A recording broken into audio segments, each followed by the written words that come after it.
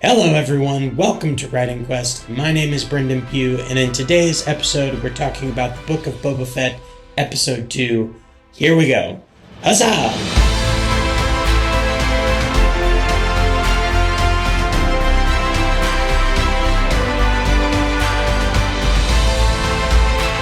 Alright, so for me, Episode 2 was a big change of pace for Book of Boba Fett. If you've watched my review for Episode 1, you know that I was very say hesitant, I guess, maybe is a good word. I don't know. It underwhelmed me. I loved it because of who it is, but I wasn't like drawn into the story necessarily. This is a big departure from that. Definitely much better uptick in writing and in all that kind of stuff, character development.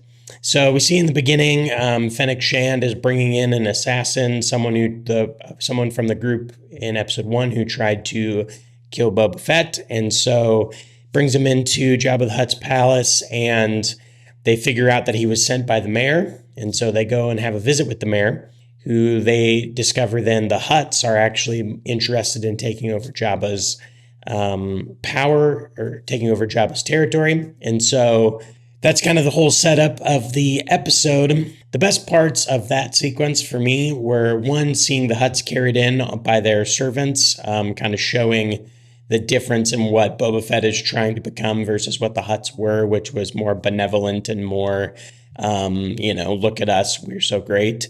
The best, oh my gosh, when the Wookiee character, this ominous big Wookiee bounty hunter assassin guy, comes around the corner from the litter that the Hutts are being carried on.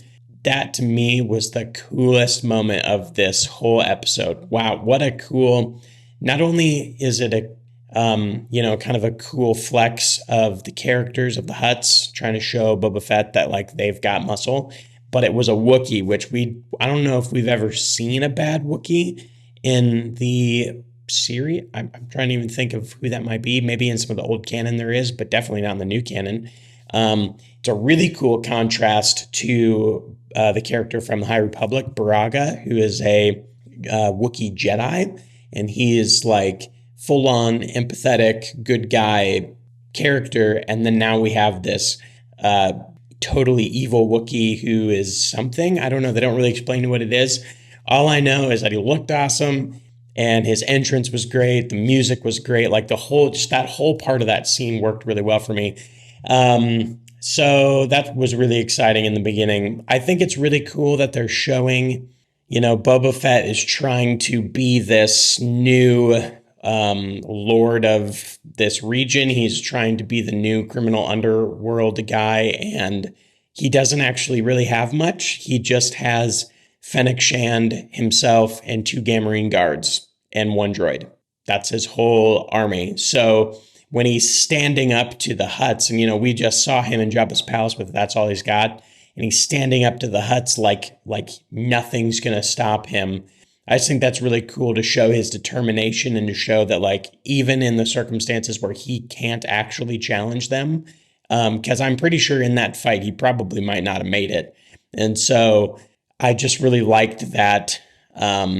They're showing that kind of he's kind of propped up. He's not really fully in control of the situation. He's just this propped up character who's trying to build something. After all of that, I was a little nervous that it was going to take an interesting turn, and so they go back to the back-to-tank thing, and then the rest of the episode is this flashback of when he's with the Tusken Raiders. Now, this gets at the problem I had with Episode 1. That's getting a little better in Episode 2, but it's not quite there, which is this internal conflict of Boba Fett. So my guess is that they planned a lot of this whole sequence back when he first showed up in The Mandalorian. They probably had to plan it so that they could kind of show where he came from. So they're really just showing what happened after he survived the Sarlacc. And for me, that was not enough to like, okay, that's great. This is how he survived. But why does that make him do what he's doing now? Other than just he wants to be in control and have power. It's just not enough. It's not strong enough for me. So in this episode, we get a little more of that, a little bit more of that internal conflict of maybe why he's doing what he's doing. So you see him building this relationship with the Tuskens. They're teaching him how to fight. He's living with them. He's learning their ways. He's kind of becoming one of them.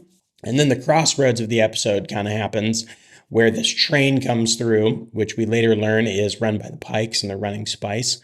But this train comes through and kills a bunch of them, and he sees kind of this, they're this strong, powerful group of people, but at the same time, they're also put down. They're also not fully in control of their territory and their lives. So he goes and has this great bar fight, which he totally just dominates. Obviously, the whole point of this was not to have the bar fight, but it was just to get the swoop bikes taken back. And so it's cool because he's earning their respect. They're earning the Tuskens' respect by kind of showing them how they can be better and how they can control their territory and really have their own sovereignty about them.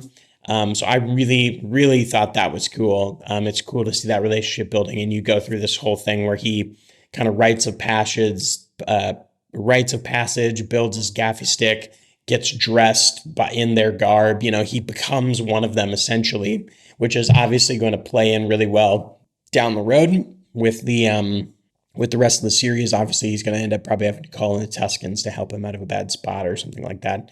So again, it's better because it started showing some more of that internal conflict of why he's doing what he's doing, but it still didn't quite link it up. It's still not quite enough. So I'm counting these 2 episodes and maybe even the next one as kind of the setup. I really hope that by the end of this 3rd episode next week, that they shore up this internal conflict thing so we really know why Boba Fett is going after what he's going after.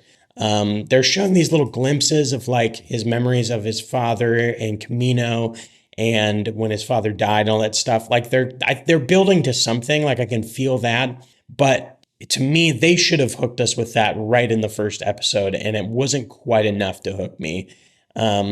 So I would say for this episode, definitely a much better improvement as far as the engagement for me, getting me hooked into it. I think the cinematography is fantastic. That first shot flying over Mos Espa, I really feel like those kinds of shots are like what we have always wanted in Star Wars. They're doing just a really great job. So the cinematography is great. The music, of course, is great. It's a little bit too close to Mandalorian for me. I kind of wish, I know it should be close in that it's a similar aesthetic, but I wish they would have departed just a little bit more to give Boba Fett more of its own flair, because it definitely just feels like, it is in The Mandalorian. So anyways, ultimately, definitely a step in the right direction. I'm a big fan of the show. I think it's really great. I'm feeling very confident that they're moving in a good direction for the whole series. And so my big thing is I hope that they reconcile this internal conflict thing in the next episode or 2, because otherwise they're going to really start being like, okay, what's the point of all this? Why does he even care? Why doesn't he just go back to bounty hunting? Or why isn't Fennec Shand doing this? Like, why, we just don't know we don't know why it matters to the characters yet. And so I'm really hoping that we figure that out and learn that soon. So that is my review of episode 2 of Boba Fett. I hope you liked it. Please like, comment, subscribe to the channel, share it with your friends. It really helps us out. And we will see you next time on Writing Quest. Huzzah!